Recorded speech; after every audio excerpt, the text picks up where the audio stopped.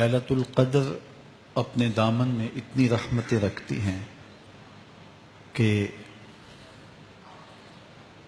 اس امت کے سارے گناہ گاروں کی بخشش کے لیے کافی ہے۔ اس رات میں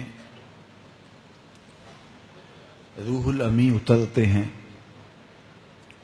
فرشتوں کے جلو میں، جھرمٹ میں، اور اہل ایمان جو قیام میں ہوتے ہیں، قعود میں ہوتے ہیں، ذکر الہی میں ہوتے ہیں، ان سے مصافحہ کرتے ہیں۔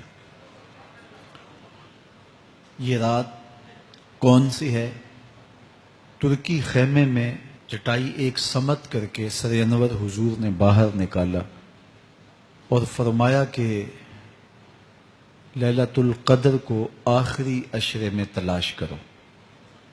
اور ایک روایت کے لفظ یہ ہیں کہ آخری عشرے کی تاک راتوں میں تلاش کرو۔ وہ تاک رات کون سی ہے؟ اس کو مخفی رکھا گیا۔ حضرت ابی بن قعب رضی اللہ تعالی عنہ صحابی رسول ہیں، فرماتے ہیں میں قسم کھاتا ہوں کہ وہ رات 27ویں شب ہے۔ حضرت بایزید بسطامی علیہ رحمہ فرماتے ہیں مجھے زندگی میں یہ رات 2 بار ملی ہے اور دونوں بار 27ویں شب ہی تھی۔ تو ہم اللہ کی بارگاہ میں امید کا دامن پھیلائے ہیں کہ یہی شب ہو اور اس کے دامن سے پھوٹتی ضیائیں ہمارے اندر کے اندھیروں کو ختم کرنے کا ذریعہ بنے۔ یہ راتیں آتی ہیں اور چلی جاتی ہیں، اور ایک وقت آئے گا کہ یہ راتیں آئیں گی اور ہم نہیں ہوں گے۔ کتنے لوگ ایسے ہیں جو پچھلے سال تھے لیکن آج نہیں ہیں، ان سے گزشتہ سالوں میں تھے آج نہیں ہیں۔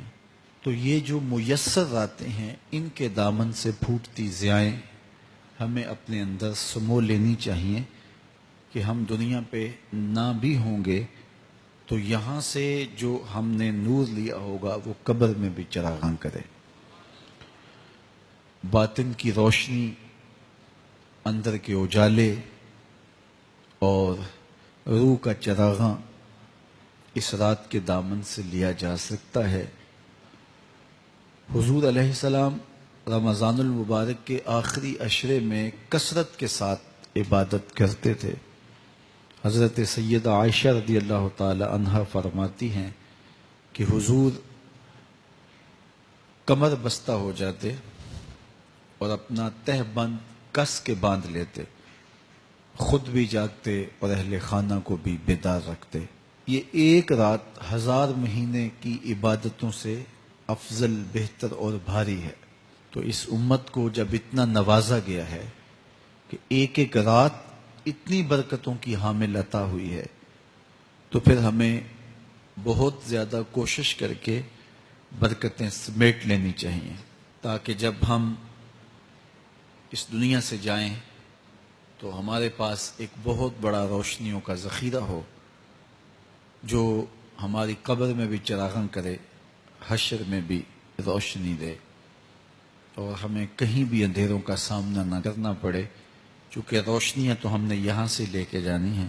تو میں اللہ کی بارگاہ میں آپ سب کے لیے دعا گو ہوں، آپ میرے لیے دعا گو ہیں کہ اس شب نور کی برکتیں ہمیں نصیب ہوں۔ حضور نے ارشاد فرمایا جس نے لیلۃ القدر میں قیام کیا ایمان اور محاسبہ نفس کے ساتھ، اللہ اس کے پچھلے سارے گناہ معاف فرما دیتا ہے۔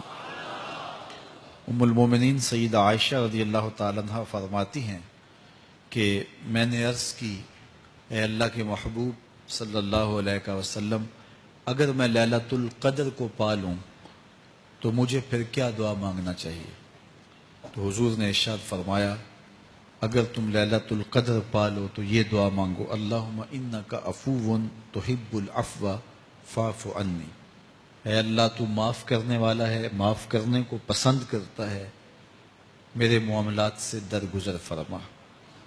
تو اللہ تعالیٰ اس رات کی برکتوں سے ہمیں اپنی پناہ میں، امان میں، حفاظتوں کے حصار میں رکھے۔